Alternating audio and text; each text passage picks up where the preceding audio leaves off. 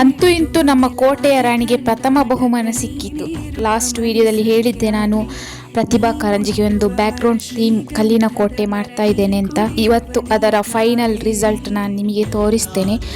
ತುಂಬ ಎಫರ್ಟ್ ಹಾಕಿದೆ ಮಾತ್ರ, ಯಾಕಂದರೆ ಕ್ಲಾತಿಗೆ ಪೇಂಟ್ ಮಾಡ್ತಾ ಇರೋದ್ರಿಂದ ಕ್ಲಾತನ್ನು ನೀರು ಹಾಕಿ ಎಲ್ಲ ಚಂಡಿ ಮಾಡಿಕೊಂಡು ಪೇಂಟ್ ಮಾಡಬೇಕಾಯಿತು. ಮತ್ತು ನೆಕ್ಸ್ಟ್ ಔಟ್ಲೈನ್ ಕೊಡುವಾಗ ಮಾರ್ಕರಲ್ಲಿ ಫುಲ್ಲು ಸ್ಪ್ರೆಡ್ ಆಯಿತು. ಹಾಗೆ ಮತ್ತೆ ನಾನು ಎರಡನೇ ಸಲ ಸ್ಪ್ರೆಡ್ ಆಗಿರೋ ಮಾರ್ಕರ್ನೆಲ್ಲ ಹೈಡ್ ಮಾಡಲಿಕ್ಕೋಸ್ಕರ ಮತ್ತೆ ನಾನು ಸ್ಟೋನ್ ಕಲರ್ ಪೇಂಟ್ ಮಿಕ್ಸ್ ಮಾಡಿ ಅಗೈನ್ ಫಸ್ಟಿಂದ ಸ್ಟಾರ್ಟ್ ಮಾಡಿದೆ. ಅಂತೂ ಫೈನಲಿ ಕಂಪ್ಲೀಟ್ ಆಯಿತು ವರ್ಕ್.